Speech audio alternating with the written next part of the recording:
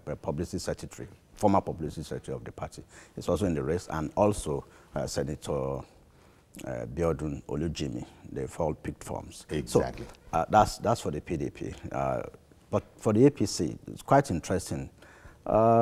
Media reports have about 45 aspirants, but out of the 45, 32 have paid the mandatory 500,000 naira for the expression of interest.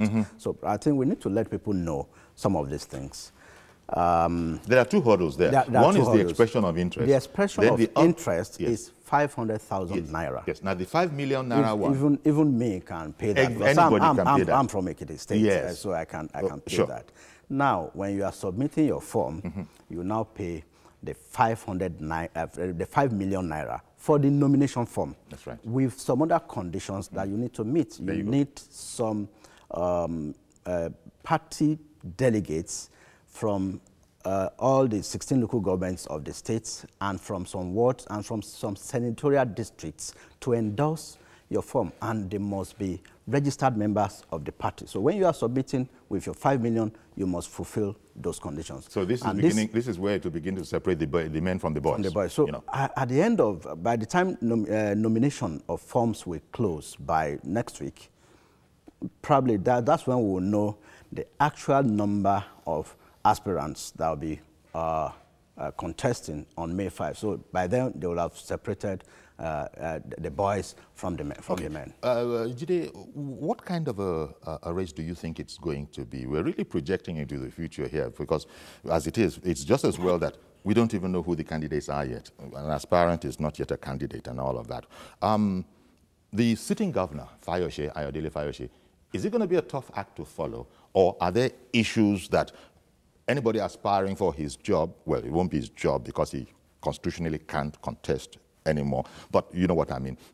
Is it going to be a tough act to follow, or are there issues that any opposing politician could grab hold of and leverage on and hope to exploit? You know, the interesting thing about Ekiti politics is that it's dynamic. It doesn't stay still for too long. Yeah, it's dynamic, and the outcome of the two primaries, of the two major parties' primaries, we play a long role in determining who actually wins the election. Each party, for example, we could narrow the candidates in the APC to 4. We could narrow that of PDP to 3. And these people have paid money, and you're still narrowing them. They won't agree with that narrowing. I'm talking in terms of their political antecedents, the political way they carry. You know, you have because all those guys who have paid anything. You have Shegoni, you have Kayode Fayemi, you have Ojudu, Senator Ojudu, and then you have Okpeyemi Bamidele. Okpeyemi Bamidele. We can't forget that. You have Okpeyemi Bamidele, and so let's narrow it down to that. And in PDP, you have Senator Olujimi, you have the deputy governor, the pastor, and then you have Adeyeye. Adeyeye contested against Fayose the last time when Fayose won in 2014. So if you know that, how are this party able to manage the internal crisis that will come out of the primaries? Will play a critical role in which party wins the election. Indeed. And the election is because critical. These people you've just mentioned, these big wigs you've mentioned in APC, they're just part of the 41. And so the 41 people who have even expressed what is the only 32 have actually paid the money. As at yesterday. When we get to the nitty-gritty, it will be narrowed down to these elements that you have identified. Because for you to win even the primaries, you require structure. You require structure. You require the stature. You require the experience. These are people that have held, all these were those that you have held either party offices at the national level or elected offices at the national level. Now, Bamidele was a former House of Rep member. Ojudu was a former senator. Shegoni was a former governor. Fayemi is serving minister and a former governor. So Senator Olujimi on the other side, sitting deputy governor, and the now former national publicity secretary of the public. So you see that they are gladiators. No, you said Senator Olujimi is sitting. No, I mean, I said Senator Olujimi is a sitting senator and a former deputy, and a former deputy governor to Fayose. So you see that the gladiators are well outlined, yes. And each and everyone we have identified are equally qualified to become the governor of Ekiti State. But it's not left for you and I to decide. It's for the electorate. It's for the electorate to decide that on July 14th. Thank you. However, thank you for this thing you just said. Because what I was going to follow up with is that, by the way, gentlemen, what is the part of we the people, the electorate in these upcoming elections? It is delegates that will determine who gets the ticket as a flag bearer. And in addition to the 4 names in APC, I think there are some other aspirants that we need to let people know who are in the race and are working silently. And they could be a factor. But you can't work silently no, like this. No, you see, I just came... winking in the dark. Yori, I just came back from Ekiti. Okay. And I've been going almost every weekend. I'm a stakeholder. I mean, I'm on the ground. There are people like the former speaker, Femi Bamishele. They call him Bafem. We have Senator Benga Aluko, former senator, and he would be governor too. Yeah, yes, you're very right. Yes, he's also in the race. And we also have some newcomers, some new entrants. We have a Kayode Ojo, who is from the Central.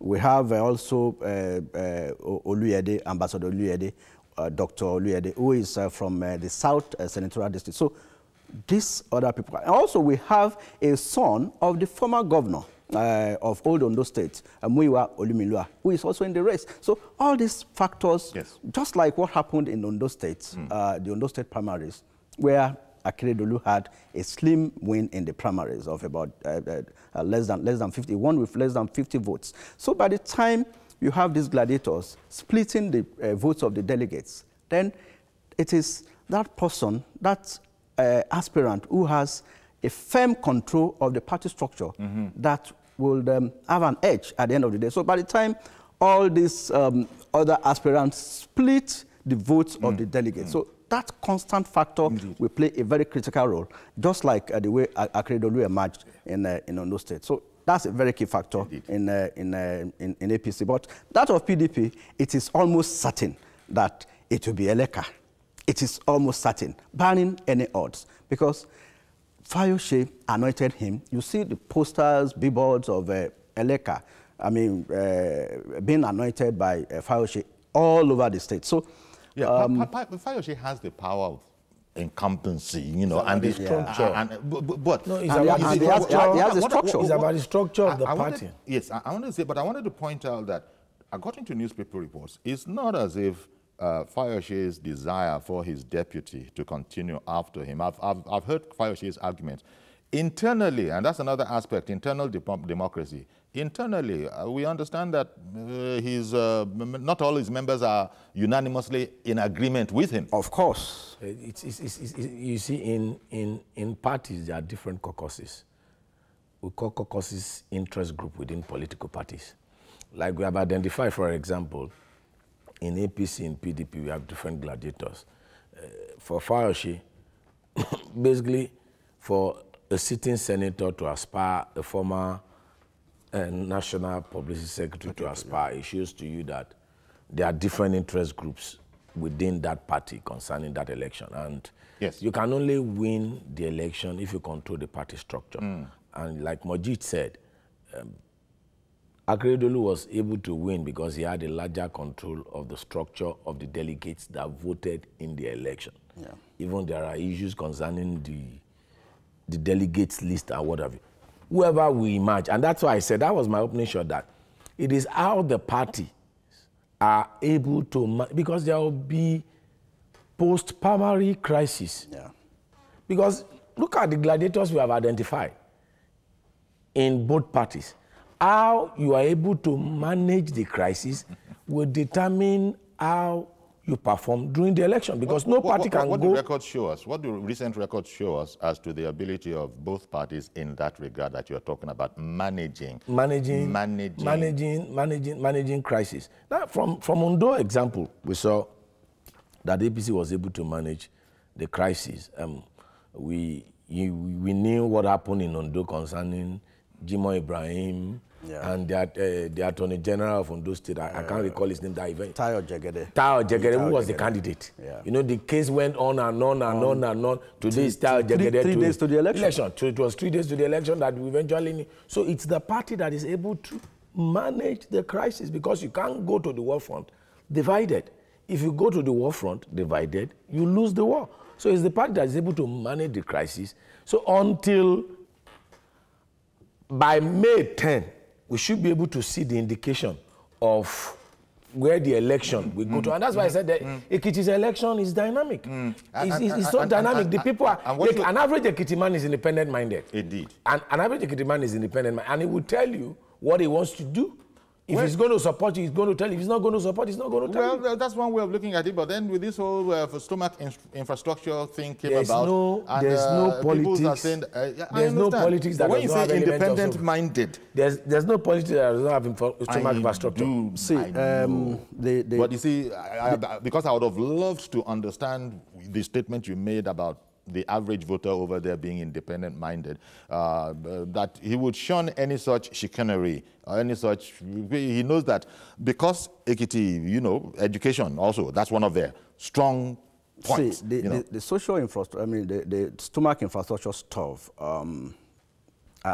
people will be able to weigh it if a fellowship came, promised them social stomach infrastructure. But in Ekiti today, salaries are being owed. Stomach infrastructure, has it been commensurate with what it promised them? So all those... These are some of the issues that hopefully people will consider. Hopefully. That is it. So, and the 2014 election that housed Kayode Fayemi by Fawoshe, what were the factors inherent then? Will those factors still be in place in 2018? We had a situation where, I mean, a Major General was dismissed as a result of the Ekiti election. Major General Momo is on record. Sergeant Coley fled. He had to come back to give evidence. The Human Rights Commission is still on that Ekiti case of 2014. So, so that one, I mean, they will tell you it was 16-0 then, and that the 16-0 will come back again. So, but then the PDP was in Abuja. It was the federal government then, but today we have an APC federal government. Worst case scenario, there will be free and fair elections, so to say, in Ekiti on 2014. And yeah, because everything within our own context. Of course. The Nigerian factor. Of course, we've had a situation where ABGA won in Anambra under an APC federal government. So I believe that there will be a free and fair election come July 14 in Ekiti State. Indeed, we hope so. But as Jide pointed out that, look, everything depends on your structure, you know, and the front runners that we're watching, you know, you got former governors, Shegun, Kayode Fayemi, Ojudu, Okpeyemi, Bamidele, and all these kind of guys. This probably, what you explain, your analysis, that probably explains one way in which to look at the mammoth number of people who have indicated, now I want to be careful about the terminology, you know what I mean, who are aspirants. Correct. You know, yes, who actually have shown. It's going to be a lot of political horse trading, alliance, you know, donation, withdrawal, you know, assimilations, all of that is going to go on. And so it's really going to be something like, you might know Professor Samuel, Professor Babatunde Samuel, who talks about political calculus. There's going to be a lot of that. The calculus is determined by who controls the structure of the delegate. Now, if you so have participated mathematics is not neutral. It's not mathematics. If you have participated in local politics, you know what they call delegate election? Delicate. Delicate. Yeah, delicate. Because you know the result even before you go there. We go there. It's delicate. You know the result of the election before you go there. And who controls the party structure of APC in Ekiti State presently? Who controls the party structure of PDP in Ekiti State presently? As of now. That's why Moji said the deputy governor is a fait accompli. Yes. And I can tell you the fait accompli in APC based on the structure. If we use the structure, yes, The structure is controlled by the minister. If we use the structure of the party as it is today in APC in Ekiti State. Would you disagree with that, Majid? Well, I didn't want it to come from my mouth. Okay. But because if I say it, they might think... You know, it's a stakeholder. But I'm saying it the way it is, the structure of the party. It's very correct. We have a situation where we have about 40 federal appointees, and all of them are automatic delegates. Most of them, about 38 of these 40 were appointed by the minister. They are delegates. The minister has been paying the rent of the party, the secretariat, in the last 4 years. In fact, since God knows when.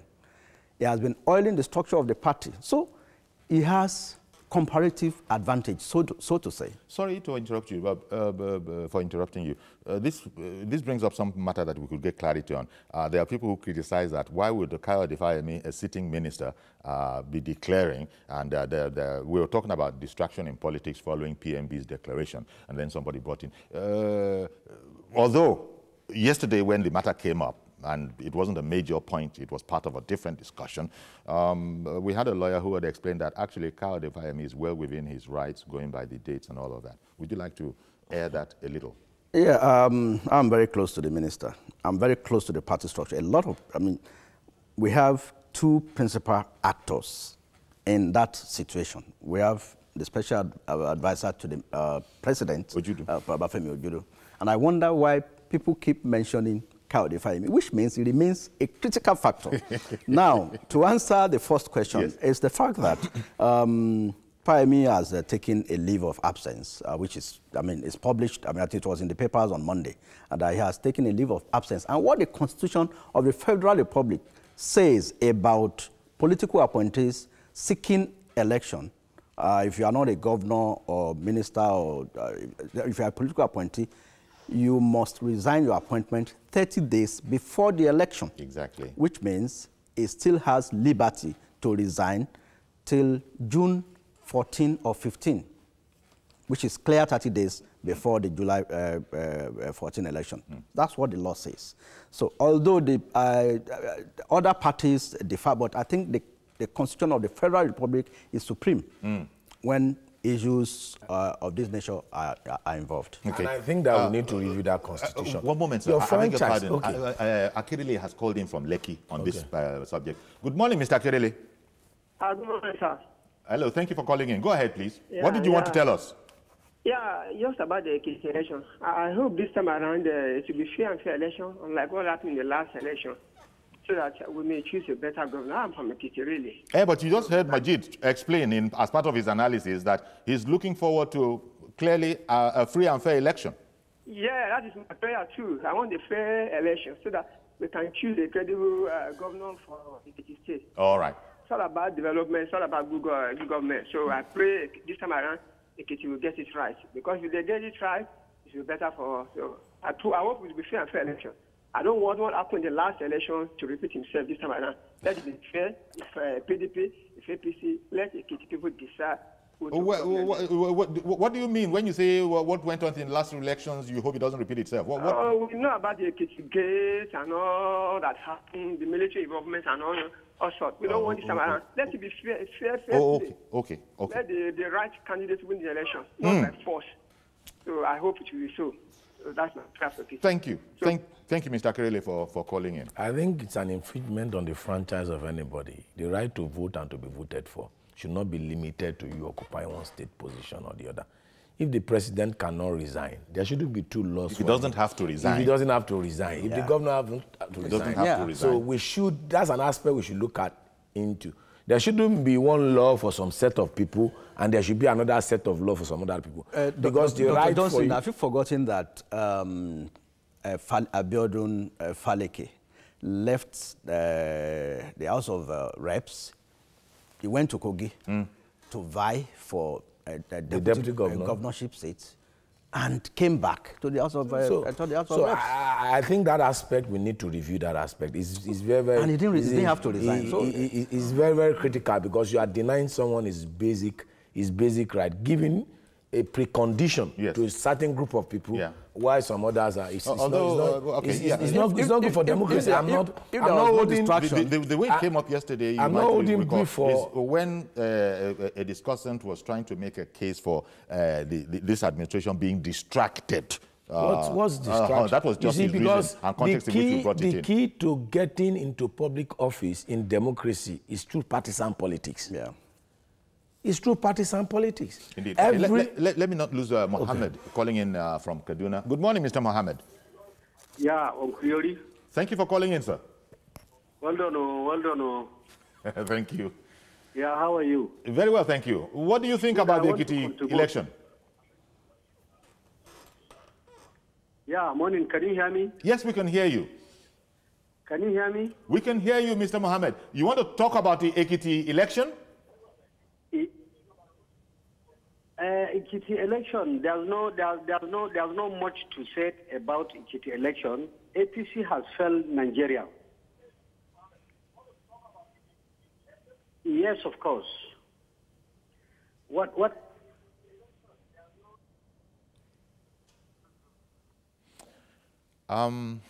Okay, I said this yesterday. I think it affects some areas, worse than other areas, but there's a delay. There's a satellite delay if you're watching from upcountry, and in between, you start hearing what was said seconds ago.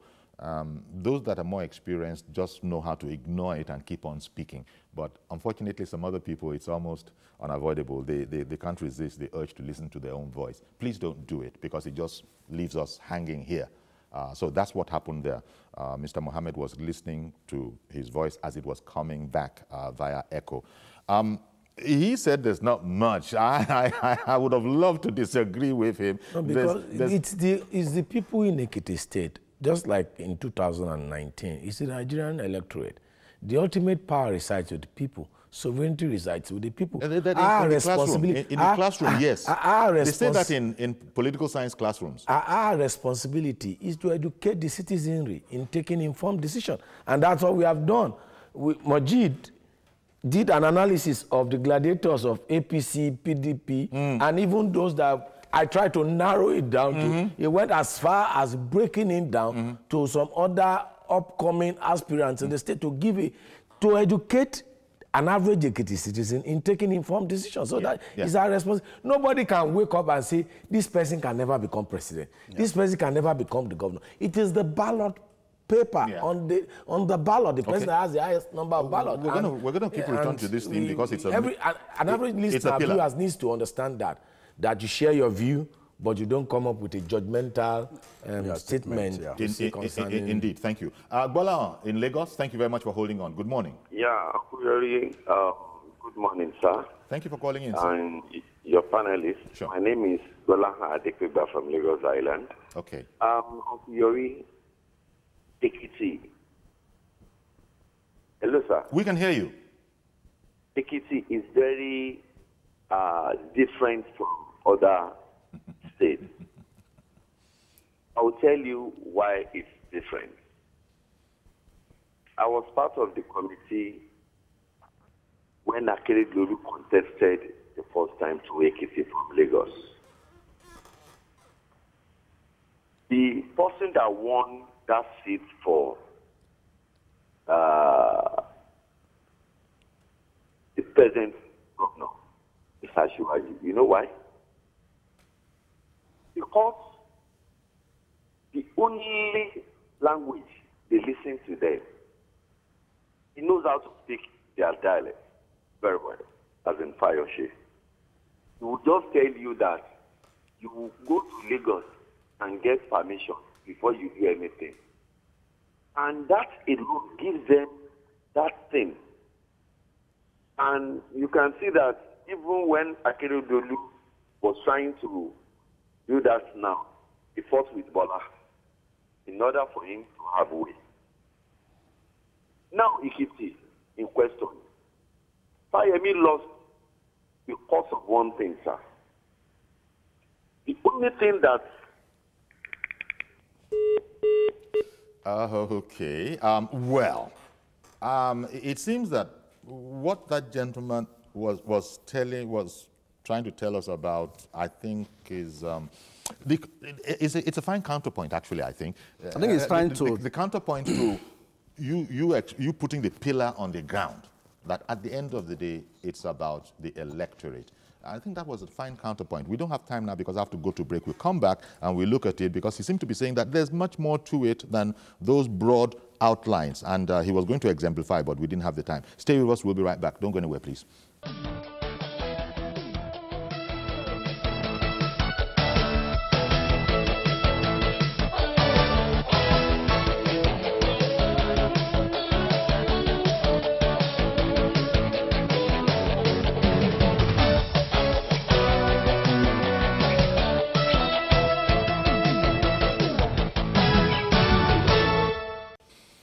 Okay, welcome back. We're looking at Ekiti against the backdrop of the upcoming election, July 14. Bola, who called in from Lagos Island just before we had to go to break, was explaining, although we lost him, but he had put enough stuff out there. And he seemed to be indicating that when, Dr. Johnson had explained how, at the end of the day, it comes down to where the power really is, and that's with the electorate. He was trying to explain that, but in terms of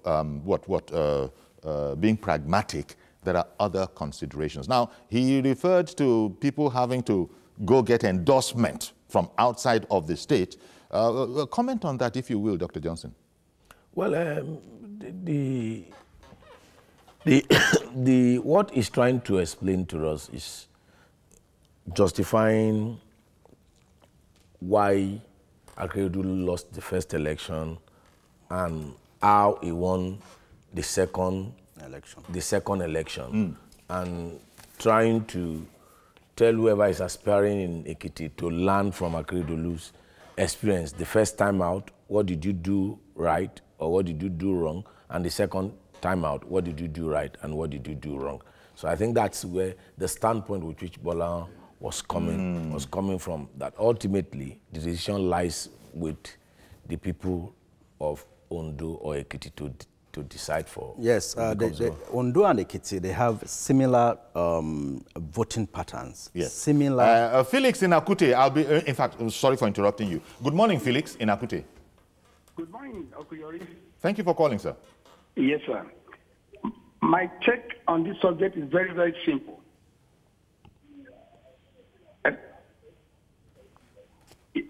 Good morning, Okuyori. Yeah, my take on this subject is very simple. You may say Fayose is doing stomach infrastructure, but he's carrying his people along, he's living among the people, he's taking the people, he's living with the people, he's taking the people along, he's not elitist, he's living exactly the way his people are living. That is why they count it as their hero, and they are following him en masse. Forget about the disorganization in the PDP. Forget about whatever must have happened before. Forget about how many people are vying for it. Fayose is having his way because look at the APC structure we are talking about now. Hello? We can hear you. Look at the APC we are talking about now. What they are arguing is that the man who was there is living an elitist life, is not taking the people along, is not part of the people. How will you now divorce APC at the national from APC Ekiti State? Are people satisfied with APC at the national level? Are people happy with APC governance at the federal level? Okay. Are people expecting APC to come back even at the national level? How will you divorce APC national from APC Ekiti State? All right, thank you very much for calling in. Really appreciate your call. It's interesting because we observed inter alia that Professor and Pastor, the Deputy Governor, Eleka, he's not of the same cloth as Governor Fayose, even though Governor Fayose is promoting him that, look, he understands, he can carry on, but I don't know if he's a stomach infrastructure kind of a man. I don't know if the good prof is going to be able to sit down and be eating amala at every corner. Politics is really very interesting. And you see, you have various views, especially that suits the purpose of whoever pushing that kind of view. Now, Fayose and Eleka, they are different kettles of fish. Leka is a professor from the classroom who probably don't even know how many wards we have in Ekiti State until he became deputy governor. I mean, he teaches at Ife.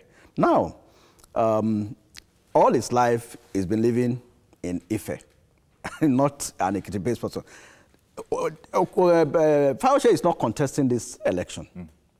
You might say Fayose has his business empire in Ibadan, like most other aspirants. So the issue of somebody eating pomo or eating boli, those are politics. Quote and unquote. The entertainment side of politics. Let me quickly bring in Samson. Good morning, Samson.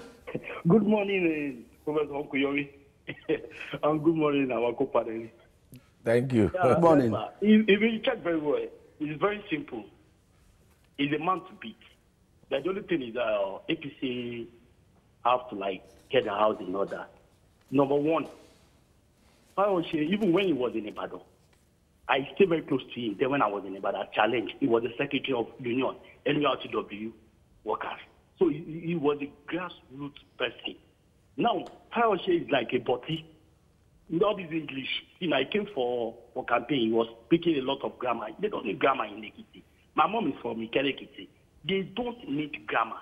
Go there and speak the local language. Yeah. Then also, if APC want to get it right, Uncle Yori, this is the basic solution. Please, Fayemi should just step aside. They should look for one grassroots. There are many intellectuals in Ekiti. What are you talking that can beat Fayose candidates? It's not Fayose that is going. It's somebody like him. So they should look for somebody that has a grassroots knowledge of that Ekiti.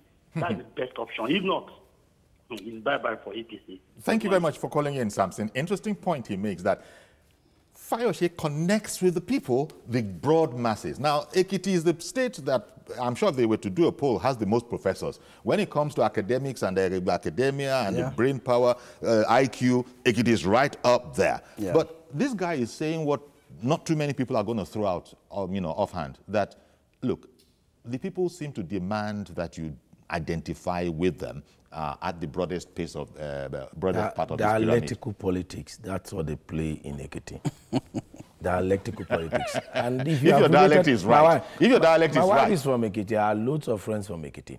And I tell you this, if two Ekiti guys come around, no matter how learned or how educated they are, they speak their dialect. They revert to the dialect. It's a feature of the Ekiti identity. And it's a critical factor, like Samson was saying. He said his mother is from there. So, like it's pointed out, it's a critical element. You want to win the election. Wait a minute. Are you saying that if a person is too polished, long story short, removed, and so somehow when he comes back, what do we call the language you speak? We call it your mother tongue. Yeah, but mother tongue. Well, okay. Wait a minute. Who among the aspirants are fully based in Ekiti? Let me even hear from Pastor Rotimi calling in from Surulere. Good morning, Pastor Rotimi.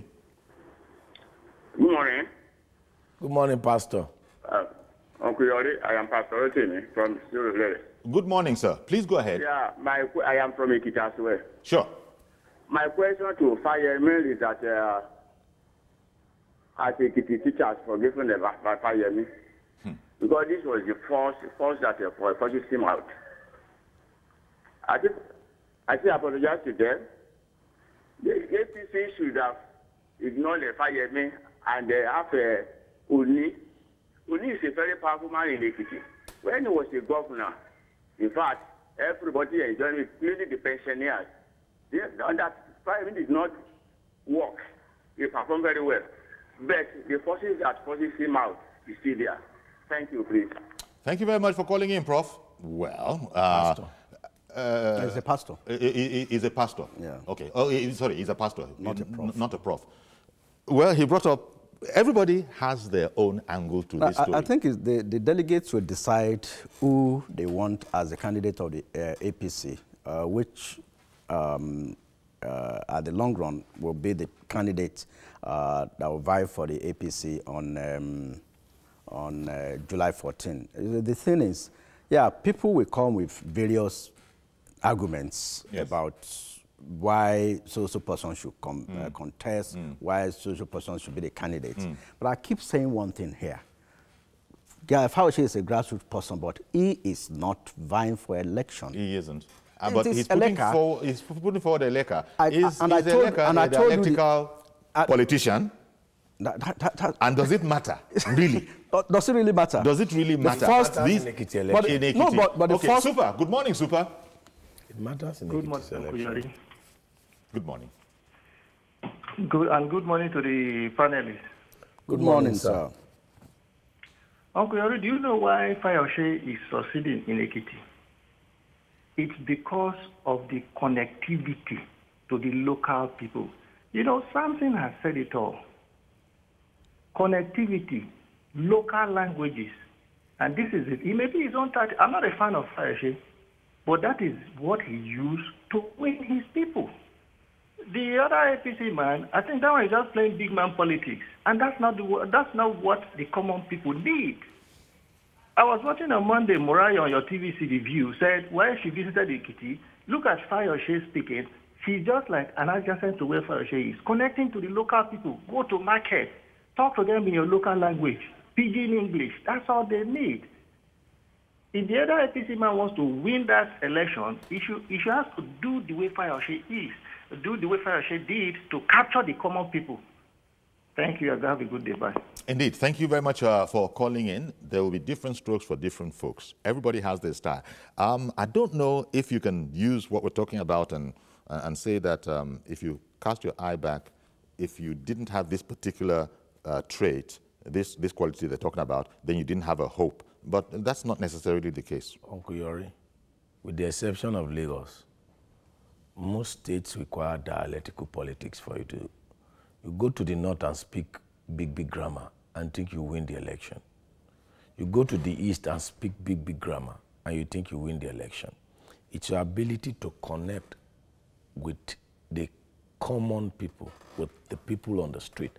And if there is a state that has an excise unit, that has a language, that connects the entire state in the whole of Yoruba land. It's Ekiti. It's Ekiti state. So that aspect is critical to success in that election. You're calling it dialectical politics, Doctor. But it's about communication. The art, the science, if you want, the skills of communication. What is communication? Communication is having a shared understanding. That is what I'm saying. This is what I'm saying. About this is what it really is. Or development. Look, if you can't communicate in any area of endeavor, perhaps mostly so in politics, where you want a definite result, then it's not going to be well with you if you cannot communicate. And that's what I'm understanding what Dr. Johnson said. That you can't win any war without communication. The ability to manage communication determines whether you win the war or not. So the people want to be even in advertising, in politics, they say speak the language of your target audience. Sure. In 2003, what was communication of Buhari? In 2007, 2011, the communication was different in 2015. It was dynamic, it was robust, it was national, it was global. Until 2015, the president never traveled to talk about his presidential aspiration. He went to Chatham House in London. He went to, prior to that, he limited it to Kaduna. You got to communicate. You must just but communicate. And to communicate with people is to speak in the language of your target audience. Exactly. Good morning, Bernard. Thank you for holding on. Yeah, good morning, Uncle. Good morning, sir. Good morning, sir. My contribution goes like this. I have an advice for APC contestants. I wish they would take over Ekiti State. I think Fayoshe is doing little and talking too much. He has a lot of propaganda in the media. But if APC can win Ekiti, they should cut down the number of aspirants. All the big wigs, there is Segoni, there is Fayemi, there is Ayarise, there is Odidu. All of them are big wigs. All of them are top shots in Ekiti.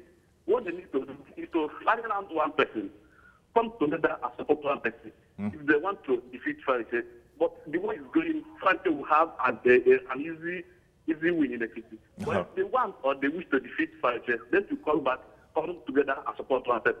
I have a strong front and fight and defeat. Fayoshe is doing it. I used to pass a kid. I used to go to the study.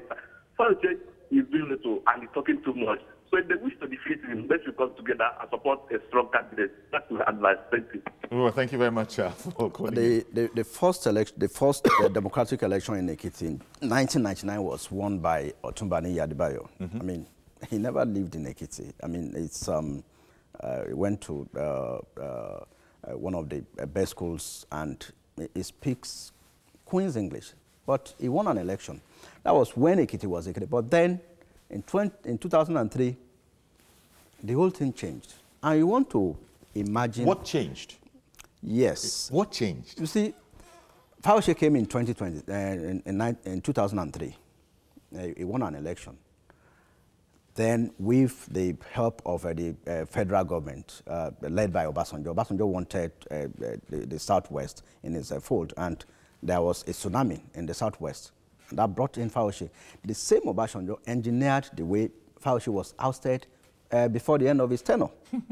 But in 2014, Jonathan wanted Ekiti at all costs as a prelude to Osun and some other elections, as a build-up to the 2015 elections.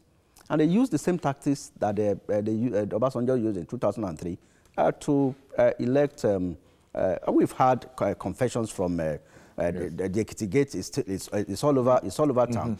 Now, that has changed the psyche of the people. Ekiti is supposed to be an elitist state, but what we have today are people who are now being controlled by Okada riders. They are the ones who decide how things work in Ekiti. And those of us who are also elitists, who want the best for Ekiti, who are stakeholders, we feel so ashamed anytime Ekiti is mentioned and say, oh, look at what they call, the last caller just said. They said it's all noise, but little action. Indeed. Osemila, did I get that name right? In Abuja, I believe. Ofemila. Hello? Does that name sound familiar? Ofemila. Good morning. Who is on the line? We've done our best for you. Okay, going? Yes. Going? I'm about to say gone, unless you start to speak. Good morning, Uncle Yori. How are you? Good morning, sir. Good morning, Good morning to the panelists too in the studio. Good morning, sir. Good morning, sir.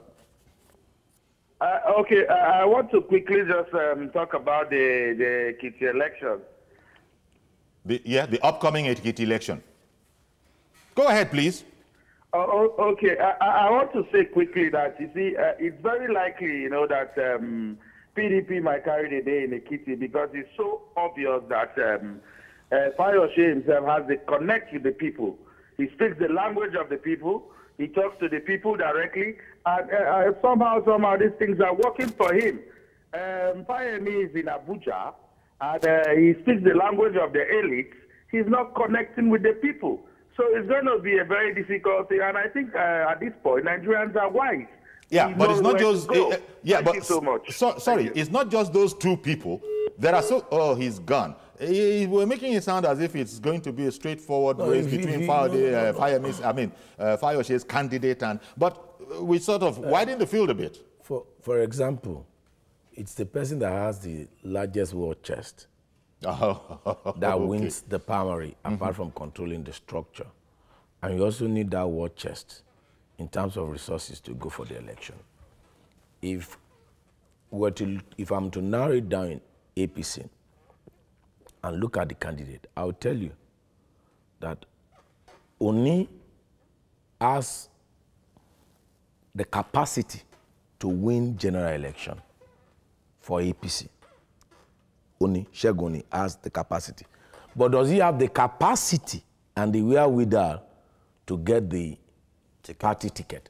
That's another hurdle. That's another. Because all of the things that callers have identified, all of the issues they've raised concerning connecting with the people, speaking the dialect, of all the candidates in APC, it will be the leading candidate, using those criteria for APC in Ekiti State. However, ultimately, it is the party that manage its post-primary crisis and connect with Ekiti people that win the election. So until May 10, we can't say with an air of authority that this is the party that will win this. Because for Ekiti election, it's beyond the parties.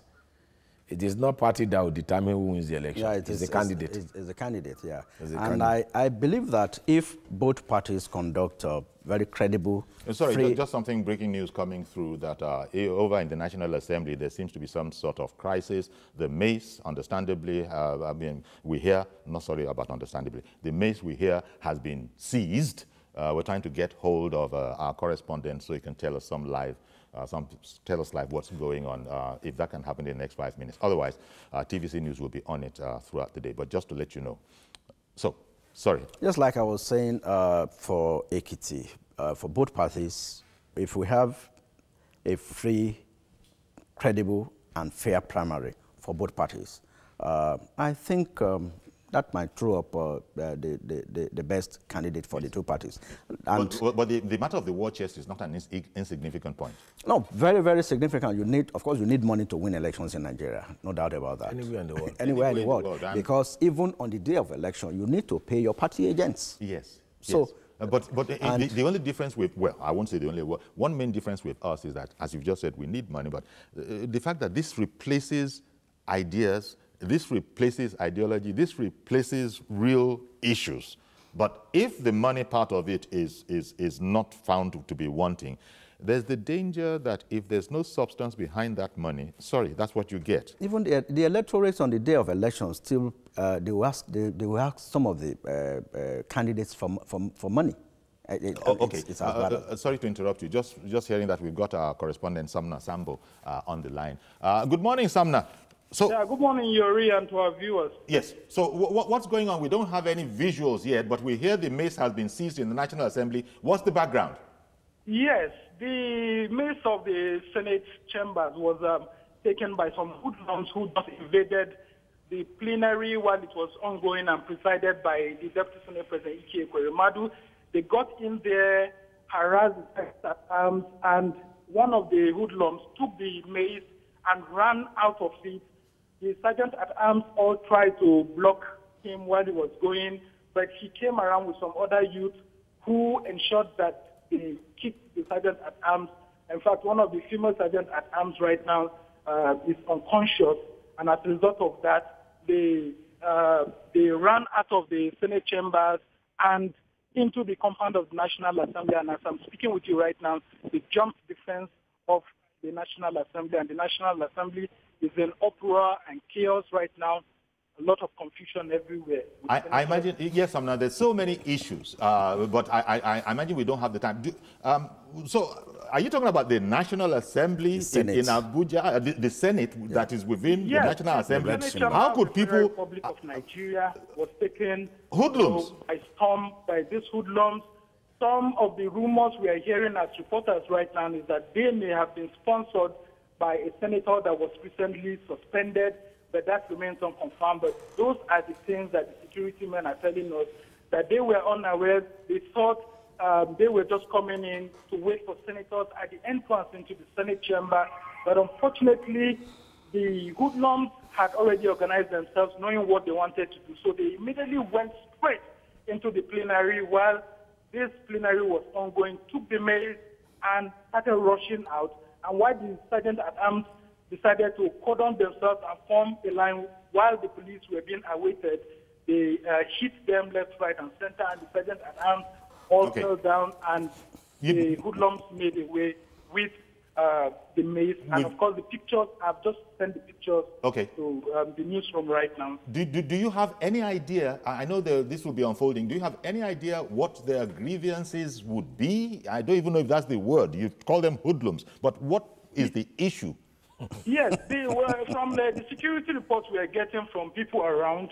What they are suspecting is that the senator who may have been suspended earlier organized this, but they cannot really point it to them because they said they are only suspecting that may have been the issue. But right now, the Senate plenary is on hold as senators are scampering for safety because of this invasion of plenary. All right then. Thank you very much, Sam. Now I'm gonna let you go now. I know you're going to be very busy on this in the next couple of hours or so on the rest of our broadcasts. Thank you. So, thank you very much. So well, interesting. You see, this is the kind of thing we're talking about. I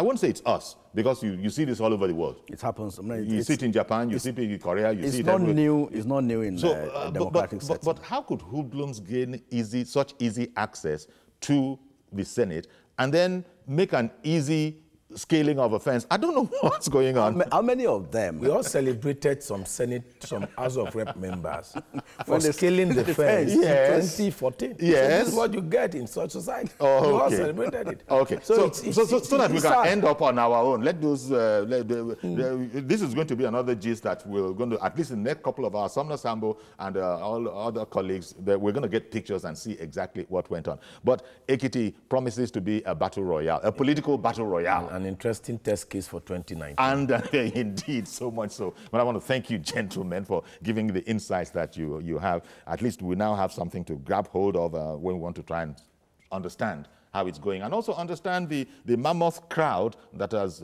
indicated that I am an aspirant so far. We just wait for the primaries and see what goes on. Thank you very much, Majid Jamil. Thank you very much, Dr. Jide Johnson. It's a pleasure to be with you, my brother. Thanks. So that's our program. Join us tomorrow, please, for a fresh edition. I'm Yori Folani. Bye-bye for now.